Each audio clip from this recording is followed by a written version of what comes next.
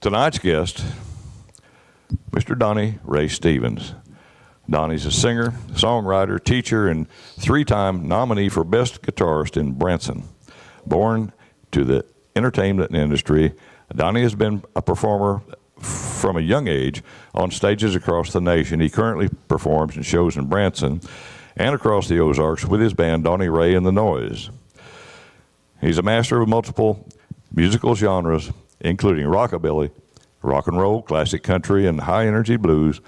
He's going to be helped with this presentation by Barb Hensick. We did it. Yay. Join me in welcoming Barb and Donnie Ray, please. Hi, guys. Hello. Hi, everyone. I'm Barb Hensick, as he said, and I'm president of AMP Entertainment. And what we do is, one of the things that we do is we help book Donnie Ray The Noise and help promote them with all their gigs. And so right now, I'd like to have Donnie Ray tell us all about his life. And one of the questions, first one I have for you, Donnie, is you were born into an entertainment family. How did that shape your own musical career? Well, hey, everybody. It's good to see everybody.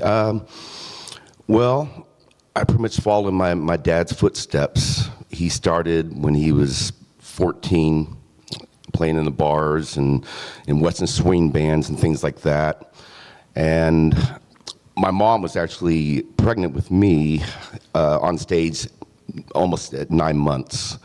So I just heard the music from the very beginning, and I really had no choice. I adored the whole vibe.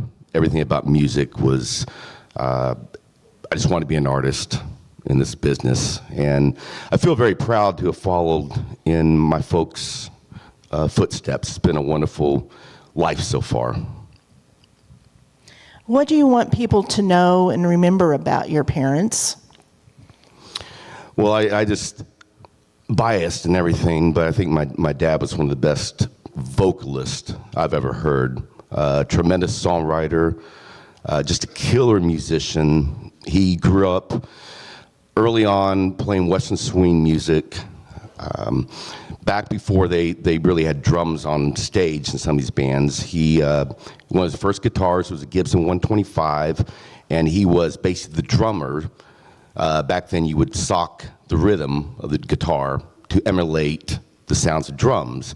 And he also came up singing very early on, so he would play the guitar, learned a bunch of fancy chords, and just sang his little tail off.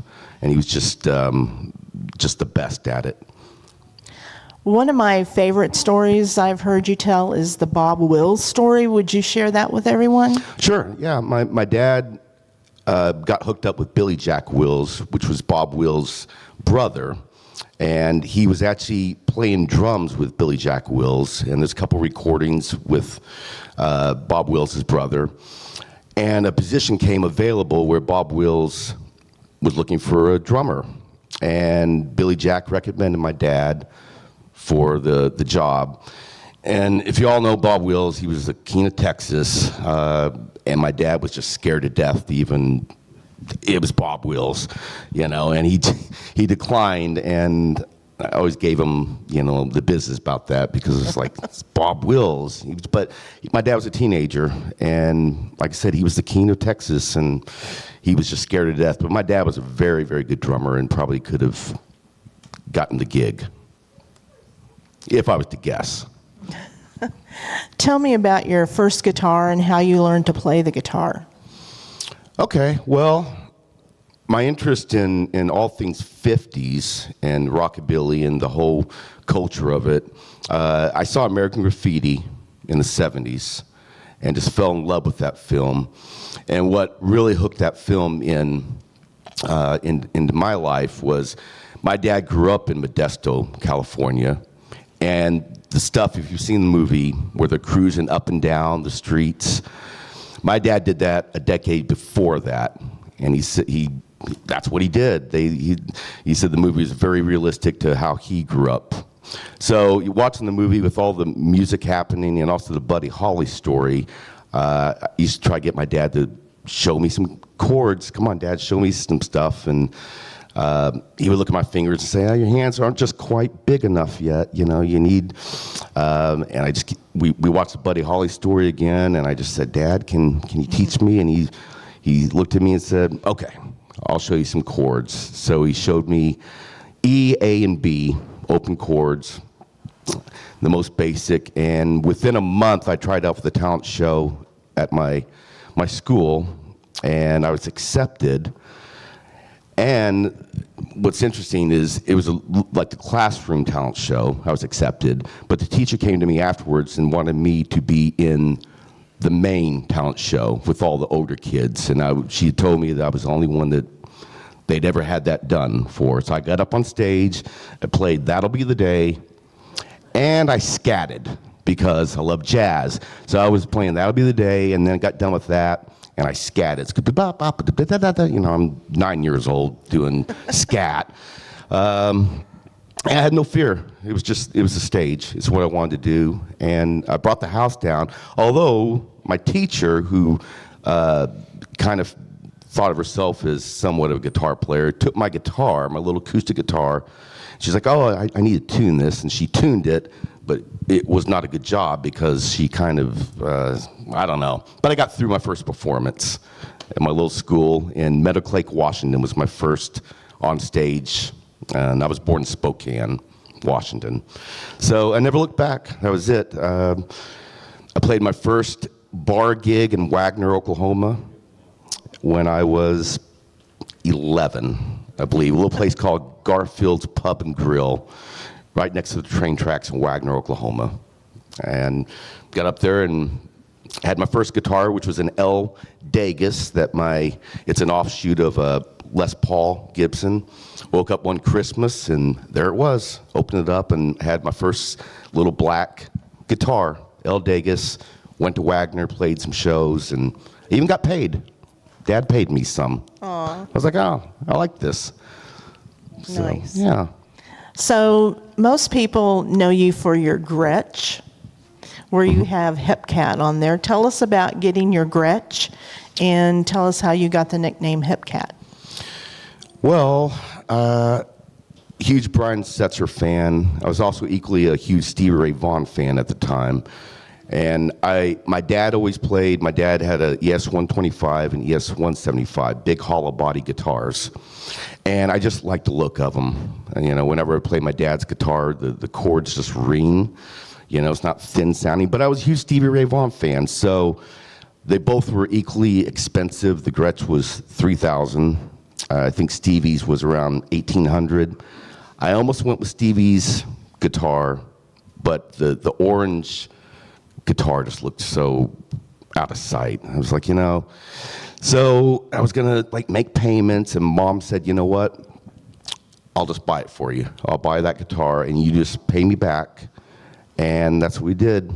And it was around noon, it got delivered. So Mom comes in and wakes me up and says, it's here. Now, I don't get excited. I'm excited inside, but I don't get real, you know. So I got up out of bed, not a morning person. I opened up the guitar, I strummed it. I was just so excited inside. And then I went back to bed. So, but that was back, I got that guitar in 1998, which is getting old. The guitar's getting old. As far as Hepcat, it was my buddy Doug Wilson kind of hooked me up with the Hepcat. I was like, this will look sharp on the guitar, so we put that on the guitar, and through that, people call me Hepcat now. They'll refer to the guitar as Hepcat or myself as Hepcat. So I don't know. It works. It's all good. Yeah, nice. How did you learn to sing, or was that a natural talent just like your dad? I don't know if I ever learned to sing, but I just did it. Just balls to the wall. I don't know. Like, I never had fear to get on stage. And I just used to have a really high voice and sing really high. And as far as the showmanship, that was from day one. I was just showy up there. Over time, finally, the voice deepened. But just growing up listening to my mom and dad sing, it just came natural. The phrasing that my dad had, you could sing like Sinatra, phrase like Ray Charles. It was just embedded in me, and I just sat at his feet and just watched him sing, and being on stage with him night after night. Right. My dad was very much an artist, very into the music. My mom was the ham. She was the showy person, so I got a little bit of each and just carried it forth with me. And here I am.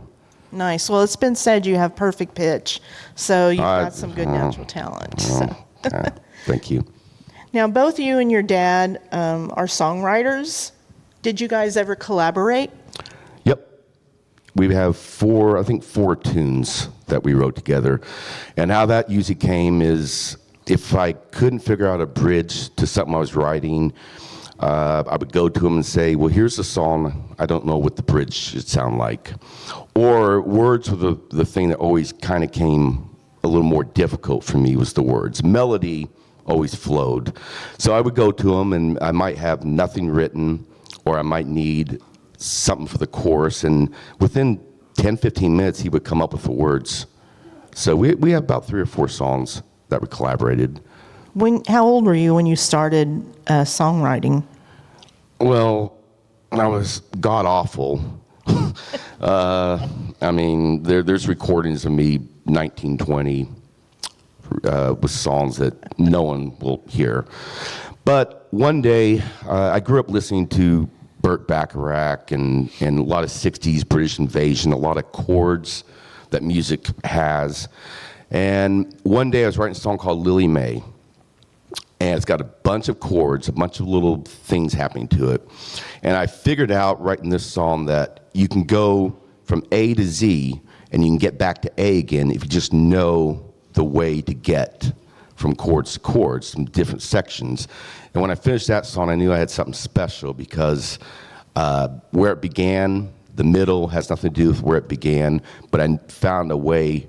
And that was the day I realized that you can do anything you want to. It's a blank piece of paper. As long as you know the tools to get back to where you began, you can take a song anywhere you want to go. And everything kind of opened up after that. The songs kind of just poured out. I did a professional recording at Lou Whitney's studio, and I'm very proud of that music. There's some really interesting melodies of songs I still play today. You know, when my band Trash Angels get back together, those are some of the main songs that are still out there. When I do solo shows, I'll bring them out. And that was mid-20s when I finally felt like, yeah, I'm a songwriter. I can do this. Do you have like one favorite or one song you're most proud of that you've written? I do. One is called Angelise, and another one is called Yesterdays. And what I love about those 2 songs is one has 3 different movements to it. Another has 4 different movements to it. So each section, once it moves to the second section, the first section is never repeated again. It's like little pieces of music, very much a classical sort of idea. And that kind of comes from listening to the Beatles and things where you don't have to, you can build a 3.5-minute song, but you don't have to have a chorus all the way through. You can have sections. Those 2 I'm very proud of. Very proud. In your career, how many states do you think you've played in? Ooh, states? Yeah, I forgot to warn you about that question. Well, there's Missouri. There's Oklahoma. I don't know, Texas, maybe 9 to 10 states. I did a lot of traveling with a casino band for many years, and we went all over. That was sweet. I've never been south, never been farther than Georgia playing. But I put in a lot of hours playing in different states. So that's a good question. You know what I'm going to do? I'm going to go home and figure this out. Right. I'm just going to. I forgot to warn you. Charts and graphs. That just kind of came up spur of the moment. It's nowhere near the states my dad played in, but there's time. Tell me about transitioning from the shows that you did with your parents to your own career? Well, like I said, when I joined my parents' band, it was in Oklahoma, and they passed a law that even minors accompanied by their parents could no longer frequent bars. At that time, it was my dad's bass player, and for whatever reason, he said, okay, well, we're going to look here. He took out the map, and Branson was booming. This is the early 90s boom. And he looked, and he saw Branson, and he saw Springfield, a place that he drove through many, many times on Route 66. So we got into the car, drove to Springfield one afternoon. He got the phone book out, checked how many bars were in town, got the live entertainment guide, saw like, oh, we can play here, play there, and went home, sold the house, moved to Springfield. And here we are, and we immediately went to work at the original Key Largo, the three of us. Played Aussie's Oyster Bar and Grill, played cartoons, and started hitting Branson, trying to get me into the Branson shows. So while we were doing our thing, somebody called me looking for a guitar player for a gospel band. So I took out the ad, and I kind of broke off and did a gospel thing. Played all the churches in Ash Grove and Fairgrove, playing House of the Rising Sun to the melody of Amazing Grace, which didn't always go over. It didn't go over, and I just remember thinking, we're really doing this? And the band wasn't very good either. The drummer barely could hold on, but through that, the bass player in the band was a fairly good bass player, so I ended up we had a second drummer that joined the band, so I ended up taking that drummer and that bass player and went and booked a stepchild. And the leader of the gospel band disowned us. He just, no, you guys are not, you can't be doing this, you can't be playing these bars. And I said, well, we're not making anything doing the churches. It was all, back into the old band fund, that whole, back, we're going to buy so it was like, we're just going to do something on the side. And so the gospel thing fell apart. So I had my first band as a trio, and we played Stepchild, played cartoons, and played Carl's Lounge a few times, and it was pretty blues-based. And it was a good little band. And then the bass player got married, and that kind of, so I went back to mom and dad, and we started doing that thing, and continually trying to knock on the doors, told me in Branson, how do we get in? How do we get in? We'd meet this person in Branson, and they just say, just keep on knocking on doors. Mm-hmm. Well, it's kind of what we're doing. We're knocking on doors. Couldn't get an audition. Ended up moving to Branson for the summer, stayed in a campground, and I just could not pull an audition. The Branson was booming.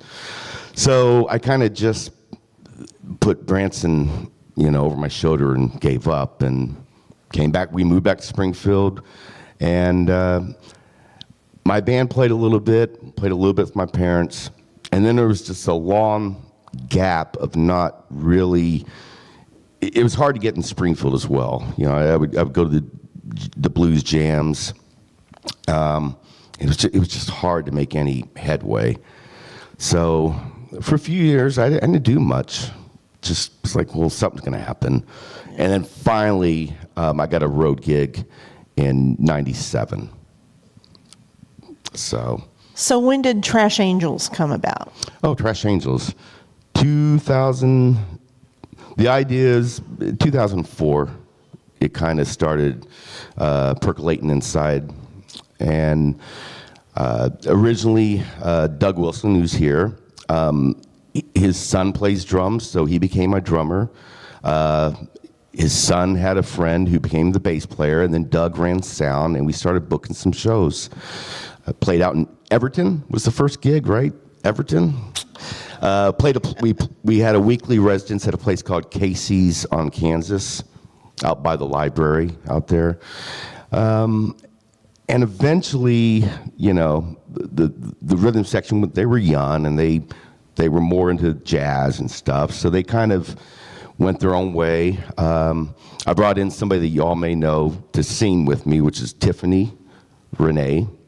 I brought her in and ended up finding Eric Gwynn, who's a phenomenal bass player, and a guy by the name of Doug Martin, who we call Bam Bam. Met them at the jam session, and the three of us, guitar and the rhythm section, was like a locomotive train. Like we exploded the first time, the four of us with Tiffany. We played at Harlow's first gig, and it just is like everything just, wow, I got a band now.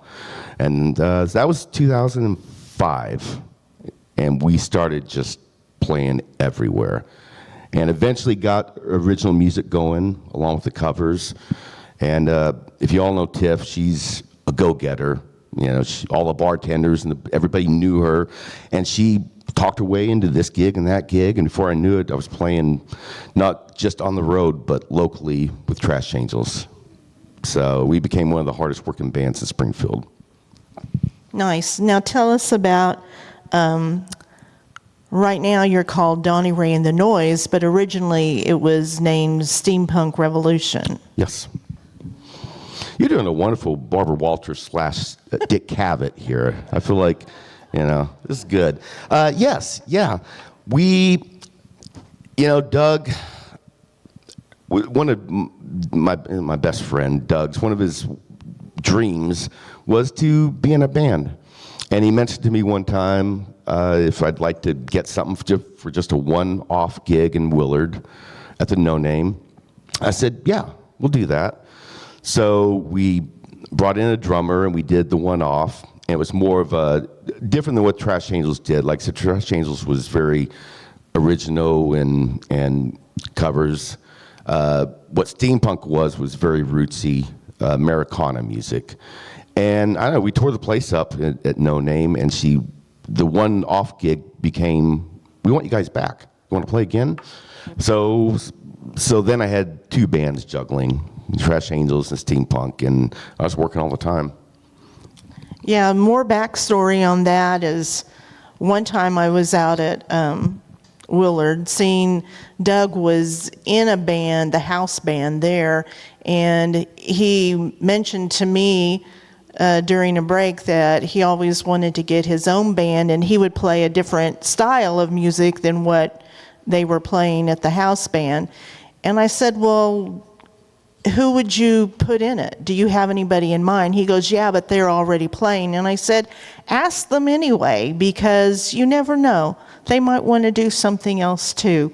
And I said, if they say no, you're still where you're at. You haven't lost a single thing. And he did ask. I like to play some. Yeah, I'll play. Yeah. And that was 13 years ago, and we haven't looked back. And we just keep going forward. So I also did 19 years with that road band. I did 11 years the first time around. And then the last time, I was hired as the bass player. And we did 8 years with that band. So before I got that road band, like I said, I was just kind of like drowning and didn't know what I was going to do. I've never had a day job in my life. I was trying to avoid that at all costs. I got hired to mow someone's lawn once, so I mowed their lawn. And when I walked around the neighborhood, the week later, somebody else was mowing the lawn, so I think I got fired from that. So I'm just a musician, so this is what I'm going to do. And so 19 years on the road, and then Trash Angels, we did 11 years. And Steampunk and Donnie Ray The Noise, we're still going. Still going. Still going. You mentioned that at times you've played the bass in some bands. What other instruments do you play? Well, when I joined the Parents band way back there in Oklahoma, I ended up becoming the drummer for some, and I got pretty good at the drums. So yeah, drums, bass, and guitar, but don't put me on the drums. I'm so out of practice. I got pretty good on the bass doing that. But in the end, I miss guitar. It's where it's home for me. I have to play guitar. Yeah. Now you also teach guitar. I do. Anything you want to share about that, or is that just enough to know? Hey, if you want to learn guitar, contact Donnie. Yeah, I can do it. I'd rather be doing something on stage. You know, teaching. I've had some students take off, and they're really gotten good at what they do, but my heart is live performance, and but I'll teach. I'm down for it. I really like it when you bring your students and let them set in for some songs at our shows. Oh, it makes it's you so always proud. been phenomenal. Yeah, it makes you so proud. Yeah, and that's good experience for them. So, you've been nominated 3 times as Branson's Guitarist of the Year. 4 times now. 4 times now? Yeah, That I'm was- up for another one. Oh, that's awesome. I Congratulations. keep losing, so I don't tell anybody anymore. Tell us about your current shows there in Branson. Okay. Well, I play on a show called On Fire, and it's a tribute to Jerry Lee Lewis. I'm the guitar player, and I do a little singing, but the leader of that band is David Brooks, and he's 7-time Piano Player of the Year in Branson. And we got Brian Duvall on drums. We got a good little band, and this is the 3rd season of doing that. So I finally got into Branson. It took, what was that, early 90s until 3 years ago. It took that long. Took 30 but years. I finally got in, and the show's going great. Yeah, I'm very proud of it. And on the 19th, I'm doing a one-off show with Johnny Baracco. We're doing a Rolling Stones thing at the Majestic in Branson. So I've been working hard on learning all the Rolling Stones parts. I'm going to be Brian Jones and Mick Taylor on that. And the other guitar player is going to do the Keith Richards. So that's, next week. And we haven't rehearsed yet. So that's what I'll be going home tonight and doing is working on, and there's like 24 Rolling Stones songs that so yeah, it's exciting. And I'm getting to meet people in Branson. So, I don't know what their names are, but I recognize their faces.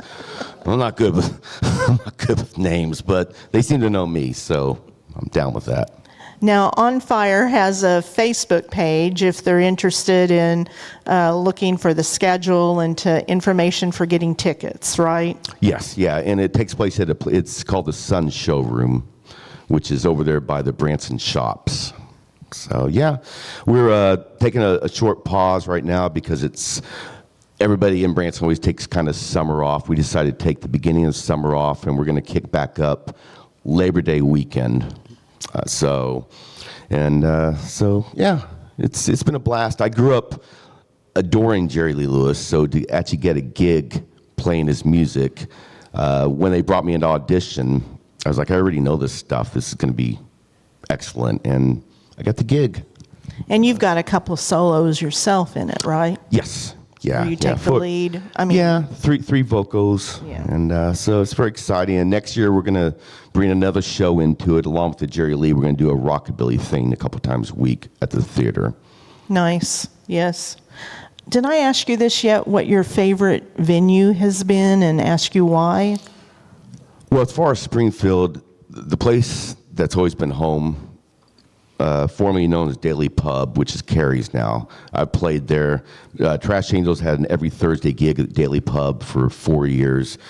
And Donnie Ray The Noise, we play there quite a bit. It's just home. So I love playing Carrie's. Yeah, our next show there at Carrie's is August 29th, which Birthday, is right? the exact birthday for me. It's my 65th. You're all invited to my birthday party Yay, there. happy It should be a 65th. lot of fun. I'll try not to embarrass you. Oh, God. What about outside of Springfield? What's a favorite venue and why? I love playing South Padre, Texas. That road band, we go down there for 3 weeks at a time. And get in your little hotel upstairs, and then each day go down and play in the lounge for 5 hours, and then get done and go upstairs and play, and get up the next day and go to the beach or go to the pool, and the weather's always beautiful. So I love South Padre. If you all been there, it's quite beautiful. Now, you've got other musical talent in your family. Your brother Mark Would you like to say anything about your brother Mark? Yeah, my brother, he lives in Atlanta, Georgia. He's been nominated multiple times and won multiple blues awards for independent CDs that he's released.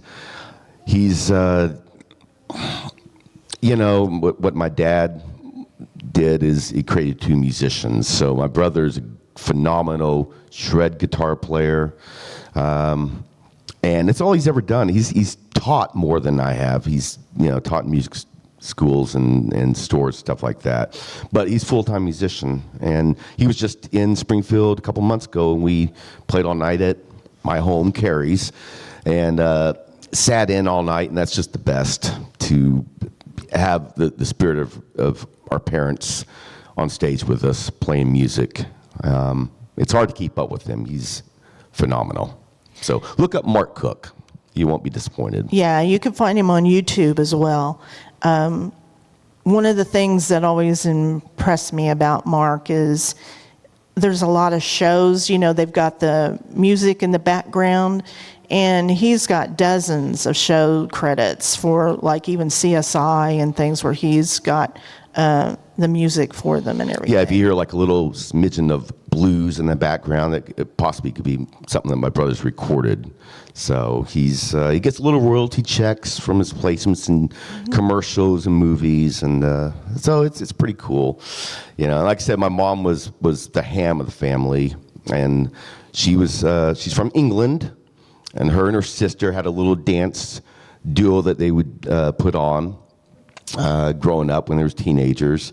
So she was a little dancer, and she met a serviceman and moved to America, and eventually that didn't work out, and she was in Hollywood trying to make it as a model and all that jazz. And so in 1968, there was an ad for a show band, a rehearsal and an audition for dancing and background vocals, and she answered it, and the band was called the Fiascos. And the bass player in that band was my dad, and that's how they met. And my dad said to his buddy, I'm going to marry that woman. So, and they did, yeah. And then out I came 5-6 years later. So, yeah. How many of you have heard of James Lipton's interviews at the Actors Studio? Okay. Well, as an homage to James Lipton, he has like 8 or so questions that he asks everybody. And so we're going to do a little homage to James Lipton now. Will these be softballs? Yes. Okay. And I've already given you the heads up on them, so hopefully you're prepared. Oh. What is your favorite word? Favorite word? Yes. I like skylark. What? Skylark. Skylark. It's multiple meanings, but it's also a beautiful jazz standard. I like skylark. It rolls off the tongue, or iconoclastic. I always like that word. It's a little more mysterious. And see, I thought I would learn anything new about you today. I like skylark. I don't know. What's your least favorite word? Oh, least favorite. I don't really have a least favorite. I'm not a big fan of awesome. I think it's overused. Overused. Yeah, everything is not awesome. I mean, I think that if Jim Morrison revealed himself and said that he did indeed fake his own death and is ready to make music again, that would be awesome. Jesus riding in a parade going into Lake Tahoe, that'd be pretty awesome. That would be awesome. But my buddy going down and telling me, hey, I bought some potatoes at the store. Oh, they're awesome. That's not awesome. So it's just overused, you know. It's so awesome. There we go. You won't hear that word coming out of my mouth. Okay. Unless Jim Morrison comes back. Okay, good to know. Good to know. What's your favorite sound or noise? Beautiful melody. And If a song has melody, I'm all about it. I think a great song can survive subpar lyrics, but great lyrics can't survive subpar melody. You know, like I said, I grew up listening to Burt Bacharach and Sinatra, and it's it bleeds out of me. So melody, if I hear something, I've got to listen to the song all the way. That's my favorite. Awesome. Oh, God. Sorry. Oh. Sorry. You set that I up. know. You know you set that up. Jeez. Is there a sound or a noise that you dislike? Well, Crying I hate to babies stick or- with I hate to stick with music, but just out of tune, out of something that's gone wrong. Somebody's not in key, or somebody's vocally is not. That's why I don't go to karaoke bars. I can't do it. I went torture. to. I had an ex of mine that one night we're gonna go to karaoke bars and we went to 3 in one night. And the last one, we went to Dennis's, and my God, I think the worst singers after another kept getting up, and I said, okay, I'm done, I'm out. So out of key it's grating on me. I would take fingernails on a chalkboard. That's actually somewhat soothing, but the out of key stuff is god awful. Too much. Yeah. Is there a profession besides what your musical career? Is there a profession that you would like to have tried? Something to do with writing. Books, journalism, acting. See, everything I wanted to do it's all a crap shoot. So yeah, acting. That's not, but I could have done it. I was in drama in school, and I loved acting, writing and acting. Other than that, maybe truck driving, because I'm by myself in a truck. I could do that, but I would not be able to be in an office for 8 hours. Anything to do with, I got to be free. Yeah. So just hopefully the music thing doesn't, and Right. you won't find me in an office. You were talking about what appealed to you as a truck driver was being alone, and you're an introvert, and a lot of people don't realize that, because when he's on stage, no pun intended, he's on fire. He's just high energy. He gives it his all. He's not a jukebox entertainer, and that, I mean, like you put a jukebox on and it plays in the background, but he's very audience interactive.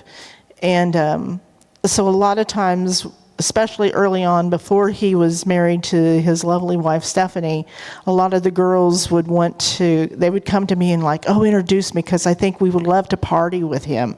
And I'm thinking to myself, he is not a partier. What you guys don't understand is when he's home and he loves to read and he loves to play his guitar, and he's just a nice home buddy. He's the nicest guy you've ever met.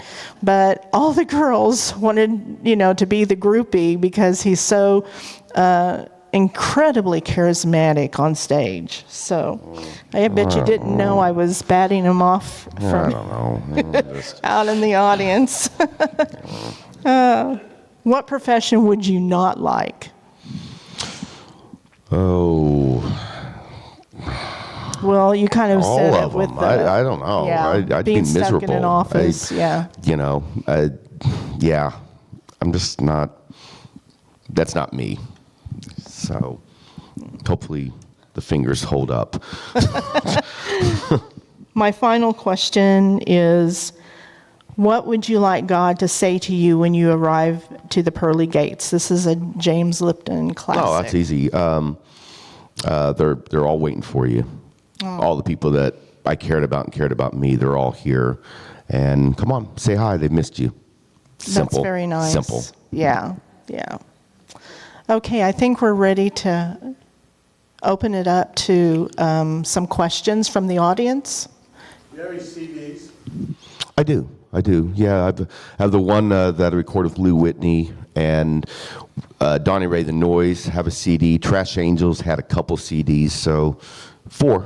have 4, and majority of it's original music, which I'm most proud of. That's where I'm most at home. I love entertaining and I love playing guitar, but I think the thing I'd like to be remembered for is hey, he was a songwriter. So, but yes, I do have some CDs. Any thoughts of a current or a upcoming CD? I've got a batch of songs, yeah. Yes. Any Yeah. time frame? Oh, I want yeah. There's just You want it now. I have a double album already. It's just getting the time to record, finding a good place to record, and getting the rehearsals back together and because the songs are not easy to play. That's the problem. It's not just 3 or 4 chords, so it's hard to. I mean, I have the players. It's just finding time for them to get together and let's rehearse. But it's going to happen. Yes, back there. Yeah, now you mentioned you love to read. Yeah. Who's your favorite author? I grew up reading William Burroughs and Jack Kerouac. My favorite poet was Charles Bukowski, Dylan Thomas. So, yeah, all very, very much poetry and philosophy. I was never much for fiction. So, but yeah, grew up, I think one of my favorite books was On the Road, Kerouac. So I was very much into the beat poetry, sort of, the beatniks. So, yeah. Is it true you were a professional wrestler? Wow. Yeah, no, that's Donnie down the road. He was good. He was good at that, yeah. No, I'm just a bohemian guitar player. You got to protect the fingers. I have no fallback. My bass player hated me because I joined a softball team full of musicians, and I'm very competitive, so I was diving for the balls and doing this and hurting myself left and right, and he was worried I was gonna, miss gigs. So yeah, my sports days are over. Well, the reason why I asked, I see a Facebook page from you 5 years ago that suggests you were a professional wrestler. Wow, you remember? Yeah. See, I like using Facebook to take poetic license and create stuff late at night, and usually people they get perplexed. What's he talking about there? And that's the only reason I'm on Facebook. It's like let's do something artistic here. Let's create. That's where, since I can't write books, that's probably not going to happen. I take all that artistry into my post. That's your mother coming out in you, right? Yes, that's her. Any other questions? You mentioned earlier about a casino band that you early on that Yes. you traveled with. Was that out west, I guess? No, it was actually the leader of the band was based out of Max Creek, Missouri. Max Creek and Sedalia, I know. But she was such a good booker that we would played in Iowa, Council Bluffs, and Okoboji, and we just traveled. Had the white van, everybody'd pile in, and we just, downstream in Indigo. So, yeah, casinos are cushy jobs. I like those. Yeah, feed you and pay well, and they put you room and board. But, yeah, and they're still at it. They're a good band. Casino deals are what everybody goes for. Is there other questions? What guitar do you play on stage now, and do you keep more than one handy? I do. I still have my dad's Gibson 175 and 125, and they come out to play once in a while. I have a Stratocaster. I still have my first guitar, El Degas, and I have a Dan Electro that I play a lot, but probably 75% is the Gretsch. The 6120? Yeah, it's a Brian Setzer model. Okay. So that's probably 8 out of 10 shows, the Gretsch. It just feels comfortable. It fits. Unless I'm in a bluesy mood, and I'll bring out the Stratocaster. And every time I play a different guitar, people Where's the hepcat? It's resting at home. I know. I'm sorry. I felt bad about playing other guitars, but yeah, it's a Gretsch mainly. That's my number one. The neck feel better. I've just been playing since '98, and when I first played it, it was just, yeah, this is it. This everything. It notes true. It never lets me down, and yeah, that'll be with me till the end. I went to a Jackson Browne concert a few years ago up here at the Galois, and I had a great seat, and I was able to count his guitars. He had 26 lined up there, and they were all tuned differently, I suppose. Yeah. And I don't think there was a set list, but people would shout out, and he'd go down through there and worry about which one, it's a pretty good deal. I like the way he thinks. I never do set list in my thing, Right. so I like that. Yeah. Jim. All right, Donnie, what current artist would you most like to collaborate with or perform with, and past artists? Can you name one? Well, I wish I could have met Elliott Smith, was one of my favorite songwriters. So Elliott Smith, as far as newer bands, Lemon Twigs are just killing it. Check out Lemon Twigs. They are writing with chords and melody. They're two brothers. They're just a tremendous band. And Brian Setzer. And they hate each other. Oh, no, actually, no. Oh, and yeah, Oasis. Yeah, they hate each other, but they're on good terms right now, so they're hitting it. But yeah, anybody that you love the Beatles or Todd Rundgren, check out the Lemon Twigs. They're great. Cool. You and Setzer, though, would be... I'd like to meet him. Hook me up. Okay. Anybody? All right. Look up his CDs, and I guess you can get to you on YouTube or something like that too. We actually have the Trash Angels one is on Amazon. It's on there. So Alexa, if you Google it, you just Trash Angels, What the Devil Knows, and that's on there. Yeah. All right. Well, thanks for coming. This has Thank been you for having me. an enjoyable thing. Thanks to Barb and Yeah. Donnie Ray Stevens.